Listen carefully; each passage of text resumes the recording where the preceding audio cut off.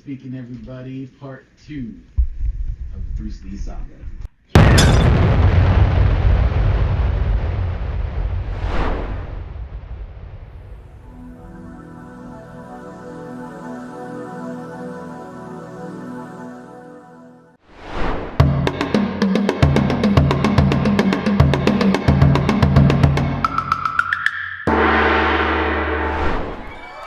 Right on, part 2. All right. So we were talking about the equagesic. Equagesic. Yeah, the equagesic aspirin that Bruce Lee took. That was the fatal blow. So it's called equagesic aspirin that has bear with me. We're bearing with Meprobamate, Meprobamate. It's a combination drug for short-term pain treatment, anxiety, or tension headaches. Alright. Okay, so I don't know if it's like any kind of muscle relaxer or anything like that, but something I found out about that meprobamate, I think I said it right this time. Meprobamate is more toxic than... Now this word is really challenging, so please bear with me. Benzodiazepines. Benzodiazepines. It's more toxic than that, which are also useful as a muscle relaxant. Those words are toxic for my brain. I know, right? For reals, man. Some other information on that equagesic aspirin. It was introduced in the 1960s, but it has a patent date November 22nd, 1955. It was discontinued in the UK in 2002, and it was discontinued in the US in 1973. No exact date given or known when it was discontinued. Okay. Or probably even why. They just... Yeah, probably even why. Just discontinued. I mean, mainly I'm pretty sure because they developed better medications. That too. But I mean, it doesn't say, especially the U.S., it doesn't say if it was discontinued before or after Bruce Lee's death. Oh, okay. You know? Yeah. And, I mean, due to its possible toxic effects, specifically from meprobamate. Meprobamate. I mean, it's toxic effects. So, I don't know if they knew if it was toxic before or after. Yeah, probably. You know. I mean, obviously they knew the side effects because they listed them. True. And stuff. You're right about that. Yeah. But how toxic it was, and yeah, if it would be causing death, because apparently in the side effects they didn't list may be a cause of death or anything like that. Yeah. Because you will hear that in a lot of medications nowadays. Mm-hmm. When you see the promotional ad or something like that, and they're saying really fast all of the side effects. Oh yeah. May cause anal leakage or something like that. May cause death at the very end, really quick in there. Yeah, right. I know. They say it backwards, so you can't understand it, you know? Some serious situations may cause death. Yeah. But, and then some other quick information I got. What they said about the death is death by misadventure caused by cerebral edema. And now death by misadventure means, recorded manner of death for an accidental death caused by a risk taken voluntarily. Oh, okay. Wow. So basically like voluntarily risking taking that medication. Kind of, because he had a headache, he's taking an aspirin. Yeah. In his head, he's taking aspirin to get rid of the headache. So but what do you do when you got a headache? You find your aspirin, you take it. That's... And then not only that, he's in Hong Kong during the time where there's a heat wave. Mm-hmm. going into little rooms to do voice recordings with no AC, getting super hot, while already having these issues, giving himself heat stroke at the same time. Yeah. You know, and back then, early 70s, I don't think they had a lot of information about heat stroke. You know, we were just talking about that a little bit ago, you know. I mean, yeah, more than likely they didn't. I mean, we're still nowadays still learning about heat stroke. Sports, they're learning about heat stroke and keeping hydrated, you know, with water or Gatorade or something, you know. Electrolytes. Keeping those electrolytes up, you know, and replacing that salt that you're sweating out of your body and stuff, you know.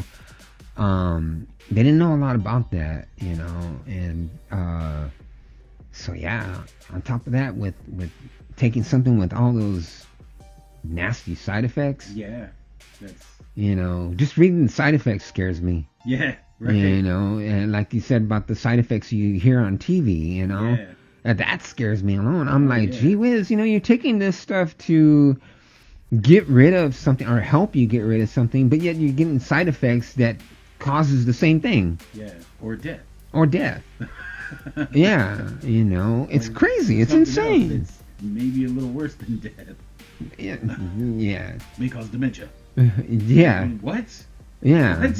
You know. Why would I want to take that? Exactly. You know, I got dementia already. I'm trying to get rid of it. You know, why am I going to take something that's going to cause it even more so? Yeah.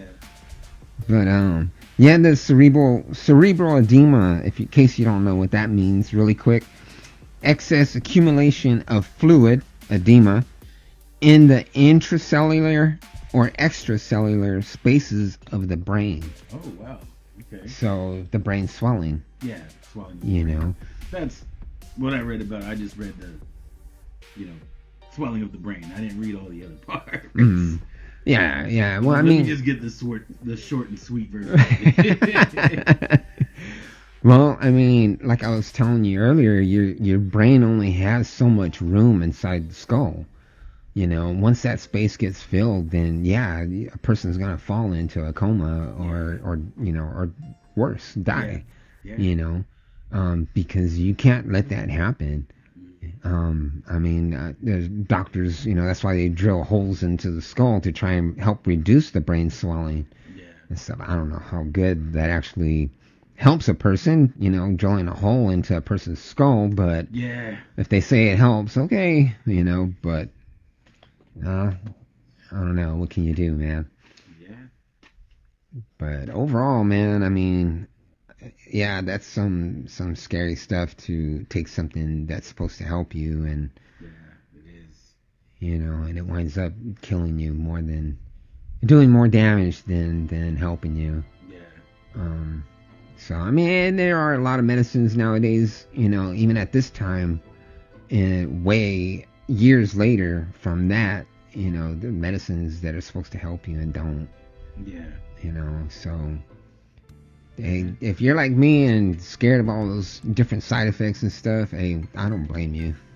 Yeah. I don't blame you at all, you know. Kind of freaked me out a little bit as well. Shoot, I'm on medications right now, but are you? You know, I mean, blood pressure medications. Okay. Like that. Mm-hmm. Little ones that usually don't have crazy side effects like that. Mm-hmm. Other than like super dry mouth, which I hate. Yeah. It messes with me a lot. If you've watched our videos, I'm sure you've seen me. He always needs some water.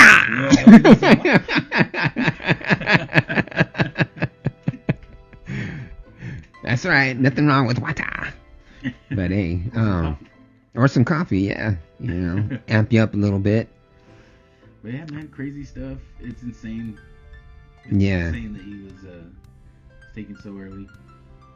Mm-hmm. I mean, this guy wasn't just a mixed martial artist. He wasn't just an action star. This guy was like an amazing philosopher. Yeah. He had a great mind. Yeah.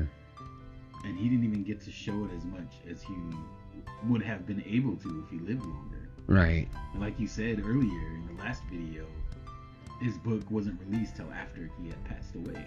Yeah. So imagine if that didn't happen, he releases his book and his philosophies. It gets big, and then he has to, not has to, but he goes on and speaks in front of groups of people talking about his philosophy. He would have just became a speaker, you know, just and a philosopher, just telling people about all these. And he had some great ones. I don't know if you've gotten any of them written down or anything. No, I don't. The only thing I know about his philosophy is his be like water. Because some of that is in his Tao Jeet Kune Do book, and I used to have that book. I actually wrote down his quote, his famous quote of "Be like water." Yeah, if you want to hear it. Yeah. So one of his greatest philosophies, most well known from the book you just mentioned, is be like water making its way through cracks. Do not be assertive, but adjust to the object, and you shall find a way around or through it. If nothing within you stays rigid, outward things will disclose themselves. Empty your mind, be formless, shapeless, like water. And this isn't just things that he just, let me just write this and I'm gonna be like wise and stuff. This is stuff that this guy put in his everyday life. Like he exercised on being this way in whatever situation that'll come up in reality. Not just saying it and wanting people to think he's a great person, actually living this way. The date canceled on me, so I'm upset. Well, not letting it upset him. Thinking outside the box. So that person's probably going through some things, or maybe they just don't want to go after all, and it's okay. Yeah. Yeah. So there is a philosophy, I guess. I'm not sure if this is really what it's titled from the website I got it from. It's just labeled as Speak No Evil. And in it, supposedly, some of these are Bruce Lee's words. And he says, a mind is like a fertile garden in which anything that is planted, flowers or weeds, will grow. Things will happen that will upset you or make you think negatively. It's difficult, but with practice, you can control your responses to everyday unexpected negative experiences. Have a flexible mindset. If someone is being rude or cold, try to hypothesize why someone is acting this way. Be curious. Make it a game, but a game fun for everyone involved. Maybe not fun, just... Yeah. And now I'm just kind of ad-libbing to it. I mean, I'm sure this isn't every exact word that he said or used, but this is basically what the guy meant, and this is how he implemented it into his life. So have a flexible mindset. Hypothesize why someone is acting this way. Show empathy and understanding towards others, and show compassion for yourself. Those are really insightful words. Yeah. And things to practice for yourself. Oh yeah. To be a better person. Yeah. And to show others that other people do care. I'm not just gonna be here and be self-centered and you were rude to me, you must be a bad person or something. Right. No, I'm be like, hey, are you doing okay? Right. How are things going for you? You can talk to me. Yeah. He showed compassion. Yeah. And that makes total sense. And I mean, he did get a degree in philosophy, and he used it.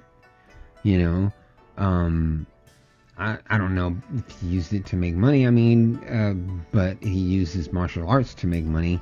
Yeah. And that was his job. Yeah. He knew movies were becoming a huge thing. And he jumped all. He was smart. Yeah. He was not your average person at all. This man was extraordinary. Yeah, definitely.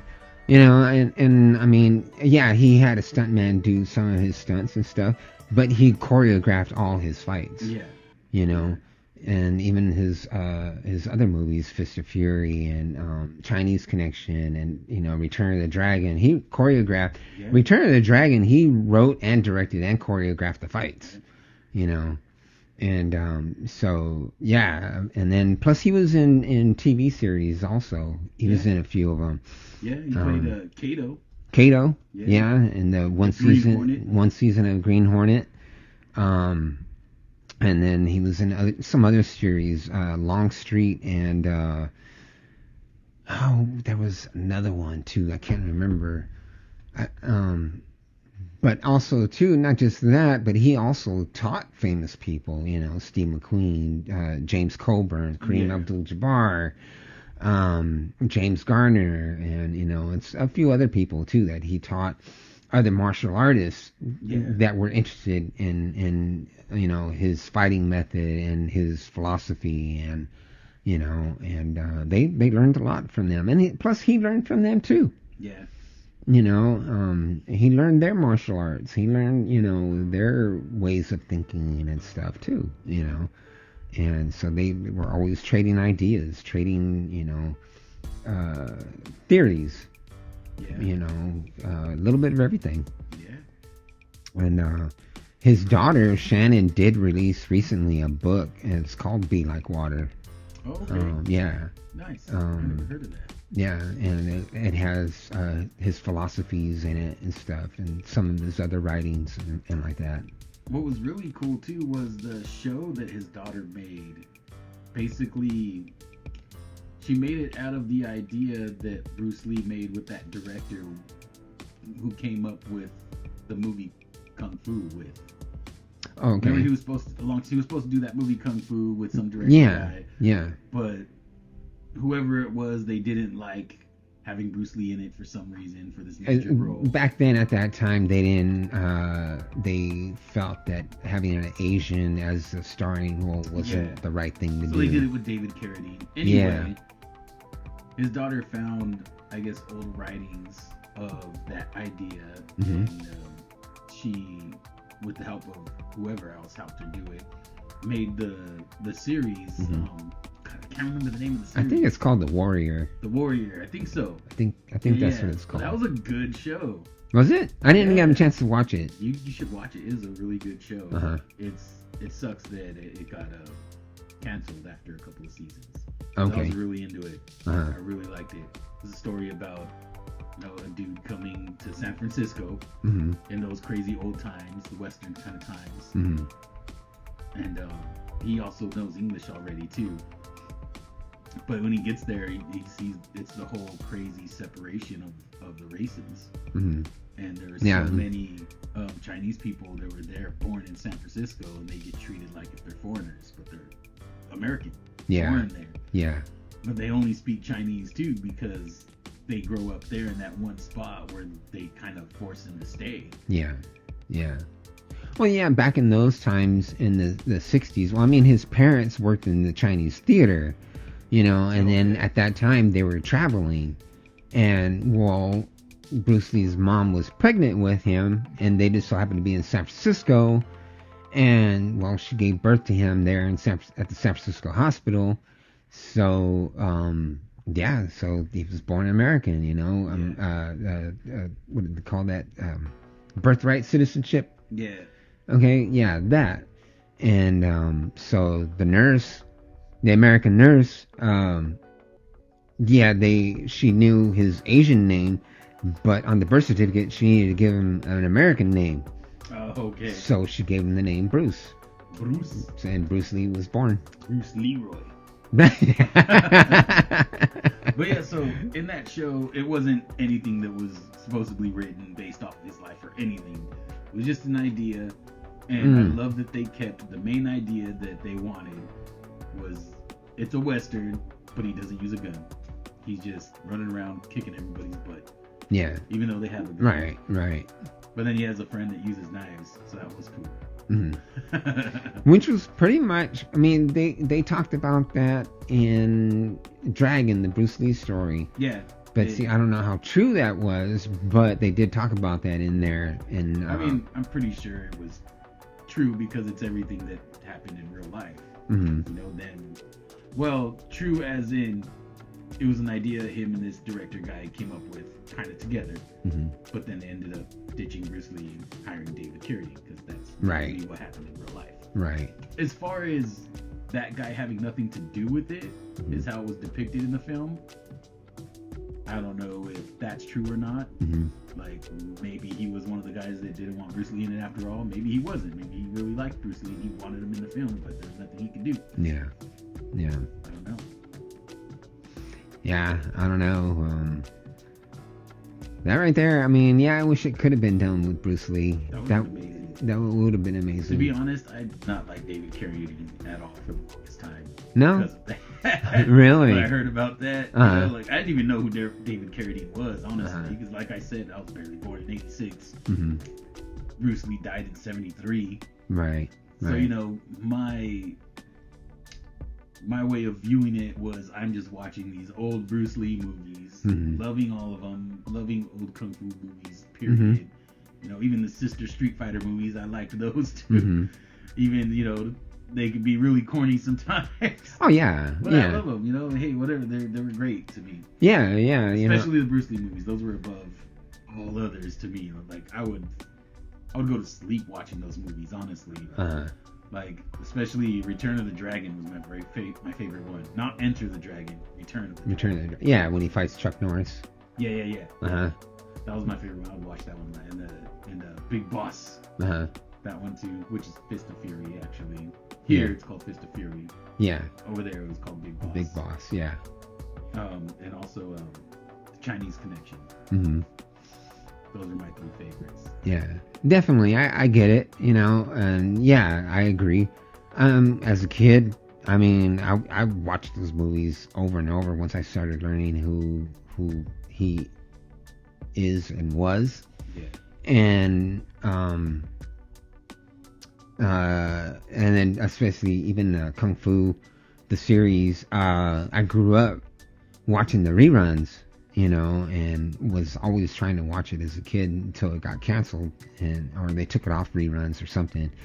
And then the you know, now that I've learned, you know, since I've gotten older and learned more about Bruce Lee and stuff, and constantly watching the movies and constantly interested in the martial arts and stuff. I'm not a martial artist. The stuff that I've learned is just little puny stuff here and there and stuff, you know. Yeah. But I mean, I would watch the movies just because, Yeah. I mean, it was awesome, Yeah. you know. Say, I'm not a martial artist. Yeah, you know, but to tell you the honest truth, you know, yeah, I loved all the movies, and Game of Death, even though it's only Bruce Lee for the actual Bruce Lee for like the last 20 minutes of the movie, 15 minutes of the movie, something like that. Okay. That fight scene in that movie when goes in that pagoda and he winds up fighting Kareem Abdul-Jabbar at the end, Yeah. is like one of the best fight scenes that he's done out of all his movies. Yeah, the one with Chuck Norris is awesome. I love it. The underground scene in Enter the Dragon, I love it, you know. Yeah. But that particular one in Game of Death is like the best to me. And nobody likes the movie Game of Death, and I don't blame them. But me, myself, I will sit and watch the whole Game of Death movie just sitting there anticipating the ending. Yeah. To watch the actual Bruce Lee Yeah. fighting and stuff and like that. Nice. And yeah, that's like my I don't know, early morning cup of coffee type feeling. You know, it's like, all right, you know, got that cup of coffee. I'm watching, I'm anticipating watching all that garbage at the beginning of Game of Death, just to watch that at the end of the movie is like, yeah, like my cup of coffee. Right on. But yeah, I mean, that pretty much sums it all up for what we got so far Yeah, of the Bruce Lee story. yeah. That's pretty much all the. Well, I mean, there was more theories, but sure. these were the main ones. Yeah. You know, and yeah, there's some weird ones like that said something like he's killed by Japanese ninjas, but I didn't read too much into that. It just said it on there. It's like one of the theories is killed by Japanese ninjas. It's like what? I never heard of that. Yeah, I think I heard it once in an old documentary, but they didn't say much about it. Yeah. I didn't research it because I didn't really believe it. It's like, how'd they make his brain swell? Yeah. I guess with the whole death touch or death punch thing, probably. I don't know. Probably. But I don't. I've never heard of ninjas having a move like that. You know, so I don't know. It's usually the swords and stars and knives and stuff like that with ninjas. I'm pretty sure they have something like that. I think there was something like that in something I watched before. But it was probably an anime, so. Probably. So most likely not real thing. Yeah. But you never know. I don't know anything about all of that, so. Yeah, and as far as like, I mean, in the movie Kill Bill, when the bride hits David Carradine, when she hits him with a certain type of like nerve punch, that's supposed to make his heart explode after like 7 or 10 steps or something like that, or 5 steps. I never heard of anything like that, you know, and I've read quite a few books on martial arts, but never anything like that. That and the thing about him eating little pieces of weed. Yeah, cannabis. They found some cannabis in his stomach during the autopsy. And so trying to say something about like, oh, this could have been a cause, but that was no cause, man. I don't think so neither. How's that gonna cause all of that? Like, yeah. I mean, people can be allergic to stuff, you know, allergic to bees or allergic to, you know, peanuts or whatever, you know. I've never heard of anything, even after all these years that have passed, I've never heard of anything or anybody being allergic to cannabis. Well, we're all allergic to it in a way. I mean, that's how it causes what it causes when people smoke it or whatever they do. It's an allergic reaction. Really? I never heard of it that way. Yeah. Oh, so, okay. You know, the THC or whatever, when it does it, I guess it's like an allergic reaction in the body, which gives the effects that it gives to people. But, you know, allergic in the way where it's going to harm you, like, I'm pretty sure that's not true, because it's something that's natural and been around for a long time, especially then. Now, who knows with everything they do, but, you know, this episode isn't about that. Okay, well, you're the one that brought it up. No, I'm kidding. That's a theory on Bruce Lee. I know. Watch out, we might give some people some ideas. No, but yeah, I did read that, you know, where they did find that in his stomach, and that was, I guess, inconclusive or debunked or something, you know. I would imagine so. Cannabis found in Lee's stomach may have contributed to Lee's death. Armed Forces Institute of Pathology of the USA concluded that they were unable to connect Lee's death to cannabis intoxication. Okay. So that's a pathology report. Yeah. You know. So I think there was another one too that said something about drinking too much water. Yeah, that can be. I actually heard of somebody dying from drinking too much water. Well, like if you're just like just more and more, like too much of anything is bad for you. Yeah. You know, you overload yourself on water. True. Yeah.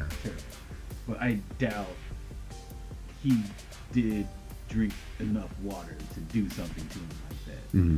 I mean, just the facts of the painkiller medication he was taking, that having those crazy side effects. Taking it for headaches, but it could cause severe headaches. Took it for years, never had any problems. Then all of a sudden, maybe he grew hypersensitive to it. All during a heat wave, getting heat stroke, while having this issue happen. I mean, maybe he could have became hypersensitive in the moment because he was getting heat stroke. Yeah. Maybe. Yeah. And then drinking all that water, I mean, it did say something about severe thirst. One of the side effects. Yeah. You know? I mean, maybe he was down in a lot of water. I drink a lot of water. I drink a lot of water. Yeah. Well, yeah. I do too. And yeah, our heat here in the Central Valley, man. Yeah, 100 plus weather and stuff. Yeah, we're gonna drink a lot of water. Yeah, I don't think the water had anything to do with it, but that was just one of the weird theories I read too. Right. Yeah. No, I get what you're saying. Yeah. But no, I believe in the Bruce Lee curse, or not the Bruce Lee, but the Lee family curse, which could possibly have led to him making certain decisions with that medication, with overexerting himself so much. Yeah. Like it's a curse. Curses work in crazy ways where you don't even know that it's happening. Well, me, I believe it was the Equigesic. Is Jessic. Yeah, I mean, because like I was saying earlier about having that fear of all the side effects in medicines and stuff, and it doing what it did or what the side effects say it's gonna do, medicine affects everybody differently. And this one just happened to be fatal for him. There wasn't just enough information out there about it. And so that's what I believe. So it's sad to say. Either way, we still lost an incredible legend. Did. Yeah. But yeah, I guess I would say it's about the same thing, but also with the Lee curse involved. So I'll be 50-50 on that. All right. All right, yeah. 50-50. Kind of the mixture of it all. Heat stroke. The painkiller. Yeah. Because of the curse. Okay. Yeah, I get it. Yeah. 100% for me. 100? Yeah. Yeah. Well, I mean, that's kind of hard to say for me. I mean, yeah, for you, it's the painkiller. It's the painkiller. And the heat stroke. Painkiller, heat stroke. Yeah. Yeah. So I mean, I'll say 75% painkiller, heat stroke, 25%. So I guess from the mix of both of us, we'll be 50-50. Okay. All right, that's good enough for me. Sure. Well, so in conclusion, as you said, he was a legend. We lost him way too soon. He was an amazing philosopher. He had a gift for taking complex ideas and making them easy to implement. I believe his memory and his way of life will never die. I think he'll always be remembered. Definitely. Yeah. He'll never be forgotten because people are always going to be learning about him. Oh, yeah. I mean, look at what we're doing now. So if there is people that don't. Yeah. And if you're watching. Yeah, watch. Check these things out. Also, too, keeping his, like you said, keeping his legend alive. Recently in Oakland, they named a street after him. Oh, cool. They dedicated a street after him, and it's the same street where I believe he opened his first school in Oakland. And then San Francisco, Chinatown, they're supposed to be putting a bronze statue in, and that's going to be in dedication to him. It's supposed to look just like him. There's already one up in Hong Kong, and I think there's one up in LA. Oh, that's cool. I didn't know that. Yeah, but they're gonna put one up in San Francisco. There's also a museum, a Bruce Lee museum in San Francisco, Chinatown. Nice. Also, yeah. So yeah, they're keeping they're keeping him alive. I have to go there one of these days. Yeah, same here.